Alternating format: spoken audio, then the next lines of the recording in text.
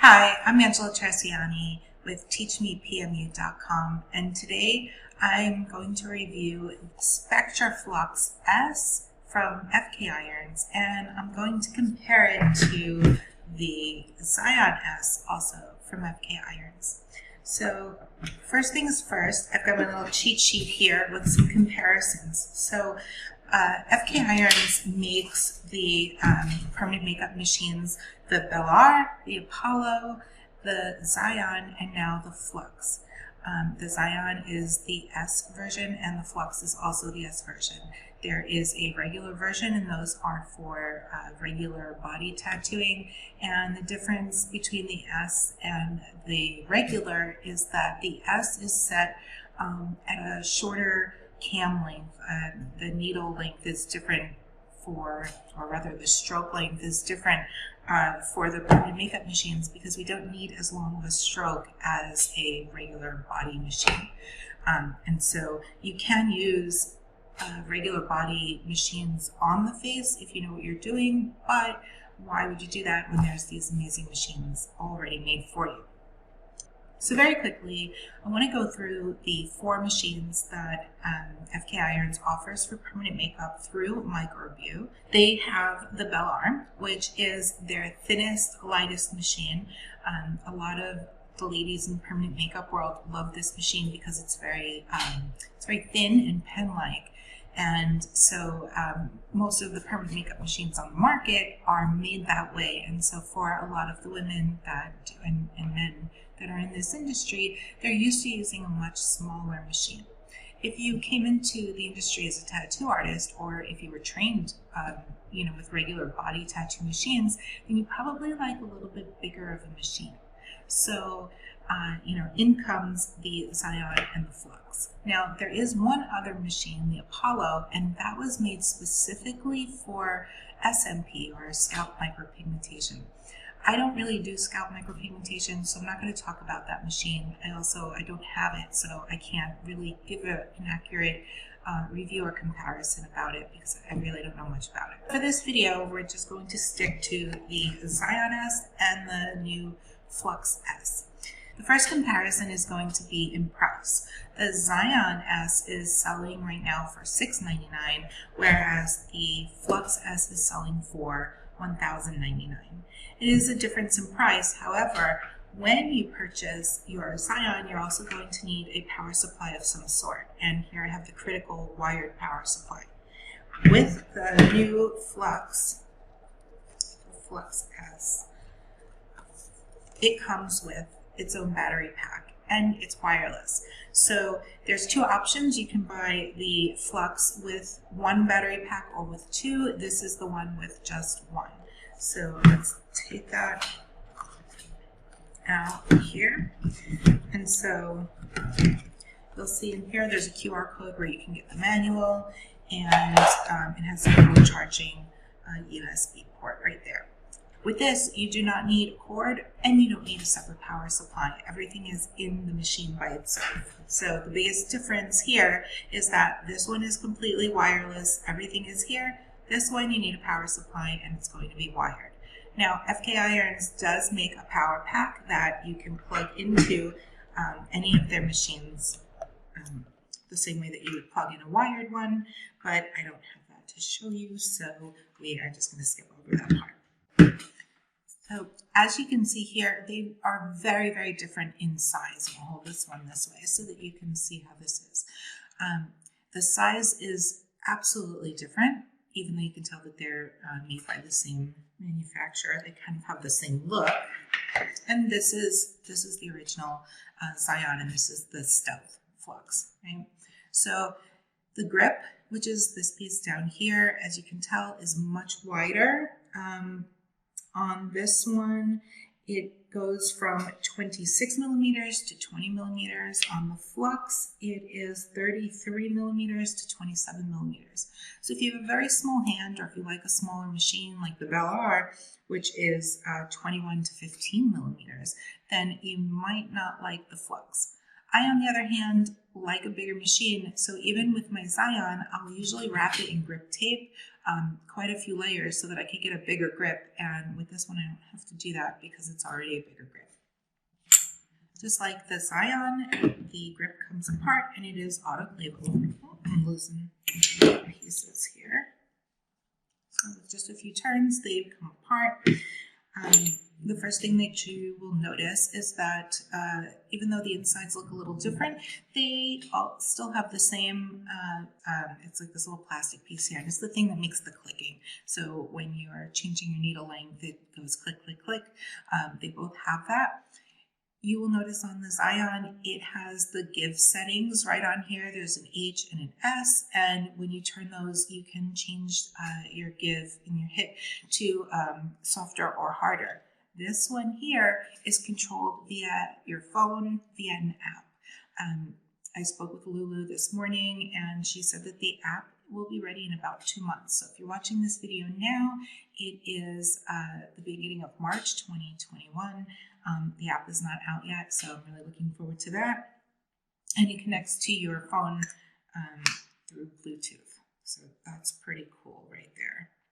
So I'll put this down here and put this back together. So you hear that clicking right there? That's what that little piece does inside there. This one, I can feel it, and you can kind of hear it, but it's much quieter. Next thing is going to be the weight. The Xion is slightly lighter. It is 4.2, I think. Let me see here. 4.7 ounces, which is 134 grams on the Xion, and then 6 ounces, which is 170 grams on the Flux. Feeling them, I don't really feel much of a difference. I really can't tell a difference just by holding them, but my biggest concern with using a wireless machine or even using the battery pack was that any weight on the end of the machine was going to give me a different balance. And so I was really skeptical about using a wireless machine because I didn't want to have that heaviness at the top of the machine. And that's one of the biggest reasons why I switched from using a coil machine to using these type of pen rotaries, because I do not like the machines that are top heavy, because after hours and hours and hours of working, it really starts to take its toll on your wrist and your hands and carpal tunnel and all of that. So I was definitely skeptical about a wireless power supply. Put this in here so it doesn't roll away. It happens, the Flux-S power pack or power bolt happens to be extremely light. It's barely feels like anything, and most of the weight is down here in the middle. And so when you're working, you don't feel that heavy weight up here. There's really barely any weight up here. Most of the weight is down here in the middle, and so it's in your hand while you're working, and you're not getting that kind of off balance feeling that you would get with a coil machine. Another big difference between the Xion and the Flux is the Xion is a linear drive machine, and the Flux is a direct drive machine. And right now, this is the only one that's the linear machine, because the Bellar, the Apollo, and the Flux are all direct drive. It's also a brushless motor, and so it makes it, that's part of the thing that makes it much lighter, and that's how they're able to achieve that. As far as wattage goes, the Xion is a 6-watt machine. The Flux is a little more powerful. It is a 9-watt, and like I mentioned, brushless. Both by the manufacturer are recommended for all PMU services and techniques. Because of the more powerful motors in these two machines, you can use them anywhere on the body. So if you are doing paramedical, medical tattooing, scar camouflage, SMP, all those kinds of things, you can use it. It's extremely versatile. You can use it anywhere on the body. It doesn't have to be on the face. If you have not trained if you work on the body and you haven't trained in the face, I strongly recommend that you at least find someone who can teach you the nuance and the differences between the two, and vice versa. If you've only worked on the face, I don't suggest that you jump into the body without having someone to mentor you and guide you in the nuance, because there are quite a few differences in how the skin reacts and how we tattoo and the different lengths and things like that we use. So now that we've had a look at the two machines in comparison, I want to turn them on and give them a listen. So right here is, you've got the power button and the up and the down. And so when I turn that on, you can hear the machine running. Right now, the LED light here is orange, which according to these numbers is 7, right? So this is running at 7 volts. If I put it up, it blinks, and I can hear it step up a little bit. And so that would be 7.5. If I do it again, it goes red, and according to the indicator here, that's going to be 8 volts that it's working at. And again, I'm going to go down.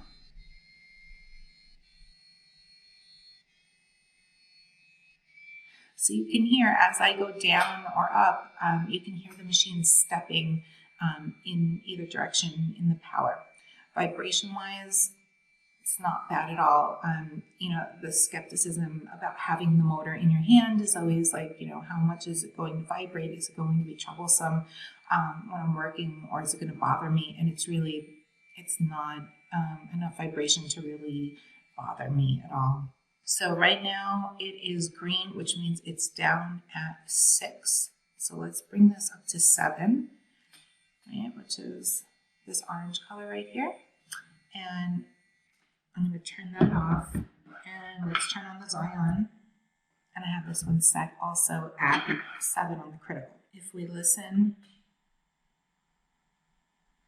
you can hear it's got a lower hum to it, a little quieter, and I would say it definitely has a little bit more of a vibration.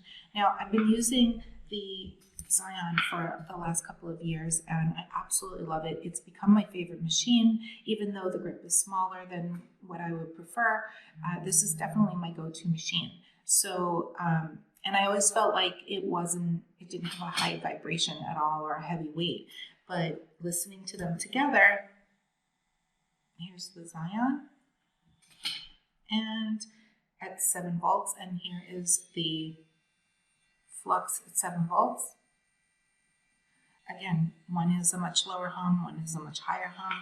Holding them both in my hands, it does feel like the Xion is vibrating just a little stronger than this Flux here, but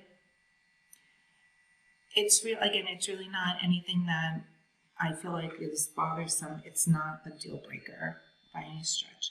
I'm going to bring up the power here on the Xion, and let's listen to it. So on the critical power supply, the numbers go up by 0.2. So right now we're at 7.2. I'm going to go up to 8.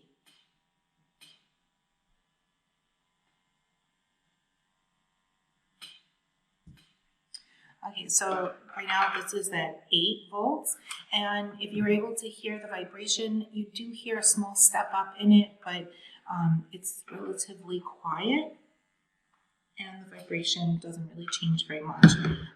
Like I said before, let's see, we are at 7 right now. This goes up in halves, so 7.5, and then 8. You can hear it stepping up, and it is a little more higher pitched, louder noise, but I don't feel the vibration changing at the higher or lower speed, which is definitely a plus because you don't want it vibrating more.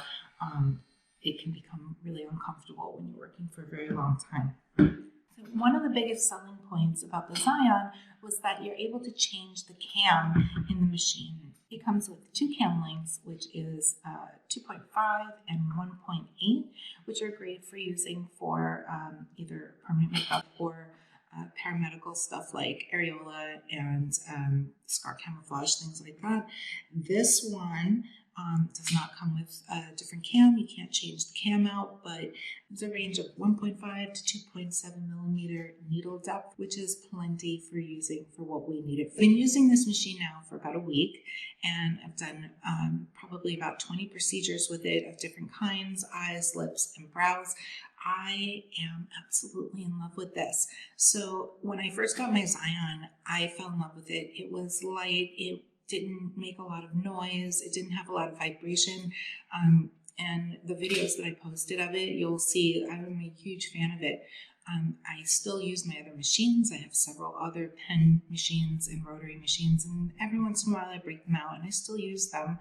But the Xion has been my go-to for a long time. It's versatile, it's light, it's quiet, I love it.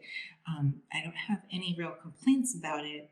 So I was, again, skeptical about the Flux because it is a bigger machine. It has the wireless power supply, so I had a lot of concerns, one being the weight, not a problem. One being the weight at the top of the machine where the power supply is, also not a problem. The balance is fabulous. And like I mentioned, I love the thicker grip. It gives me, in my opinion, more control over what I'm doing so that I don't have to wrap it with more grip tape. But let's talk about some of the downfalls, in my opinion, that I don't like. So this is the type of barrier film that I use for my cord. Some people call it a clip cord cover. Some people just call it tube barrier film, whatever you call it, whatever it is. It's plastic that protects the machine. So let's plug this in. And this is just standard clip cord cover. And you can see it slides on easily. I, of course, usually have a longer piece, but I just cut it really quick. And so the way that I protect this here is I leave this up a little bit and I fold it over like that, and then I use the grip tape to wrap around so that I've got a nice grip here and that all of this is still loose, but I can change the needle length. And when I'm ready, I just pop my cartridge through there and it's ready to go. But with this machine, unfortunately, it does not fit inside of this barrier tube. So I can get it over the grip, but I can't get it past this piece here, right? So of course, you know, you can say, well, let's put, you know, I can do what I normally do and wrap it down here, and then I can wrap it from the top, and then I can maybe wrap more in the middle. And, you know, for me, that's a lot of wrapping that's unnecessary. And I also need to have the battery pack here, the power pack needs to be covered because I'm going to be touching it. I'm going to be turning it on and off. I'm going to be changing the speed maybe. And so, and I'm also working very close, you know, it's very close to the skin where I'm working. So I don't want any cross-contamination here. I don't want any particles kind of flying up. And so the entire machine needs to be covered. And so obviously, like I said, it's a challenge to try to get, you know, all of these pieces covered and still be able to turn the machine to operate the, to change the needle length. So what I've been using is the barrier bags that I used to use for coil machines. And so I use these bags usually to put my power supply in, just like this. And because it's got the magnet over here, I can just magnetize it and stick it right up against my tray, and everything here is covered. If I need to, I can put one of these guys, you know, down the cord if I'm doing something that requires that. But